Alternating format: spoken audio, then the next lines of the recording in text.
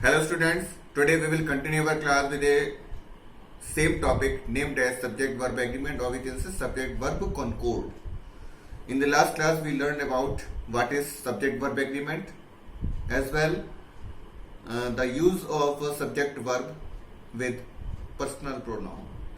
Now we continue with the next topic point in the same topic, that is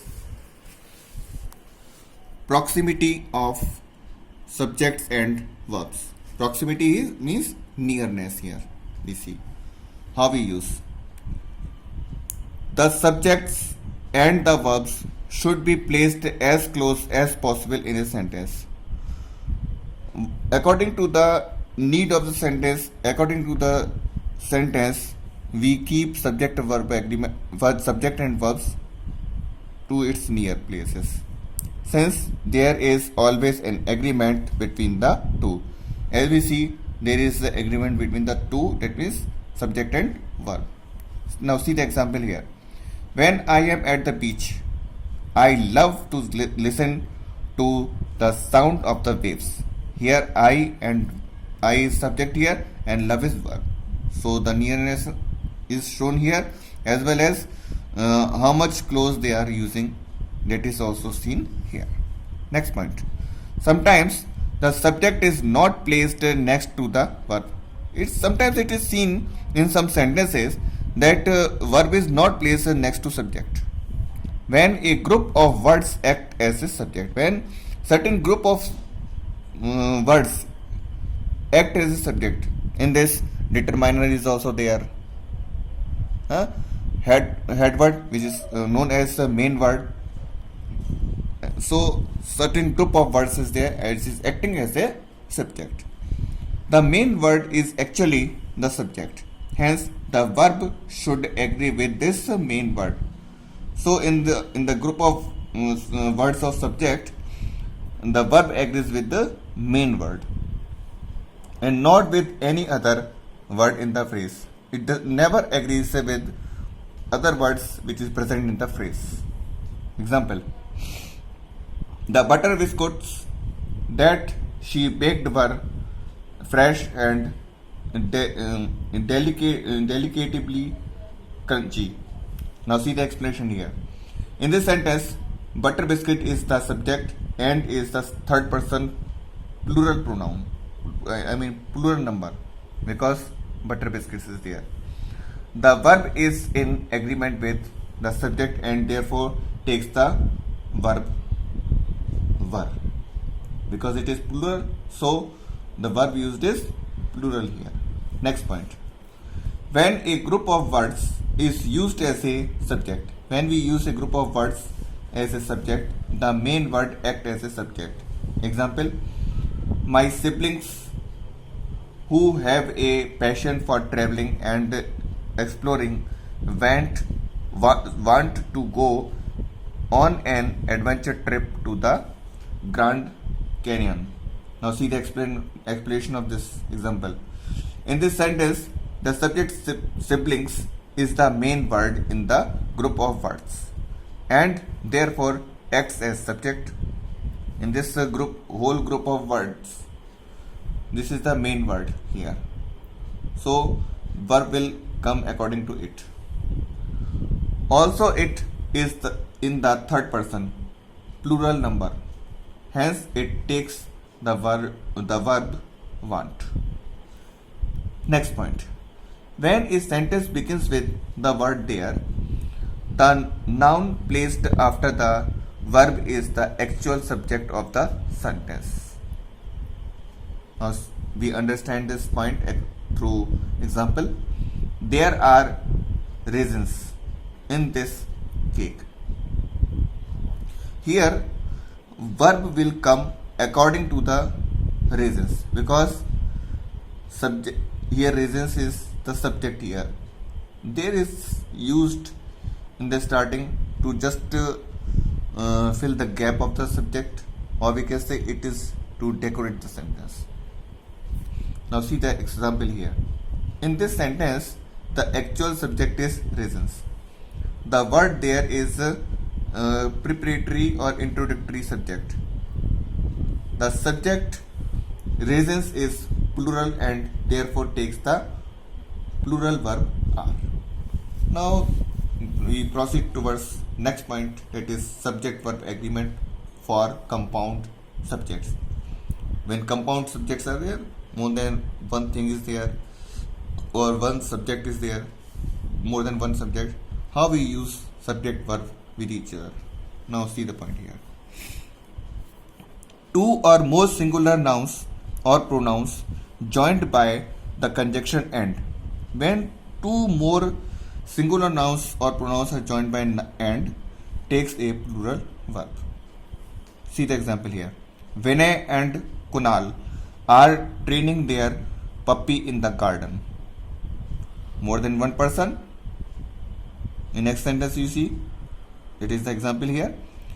Sheena and her cousin have arrived for the birthday party. What the point, all of you?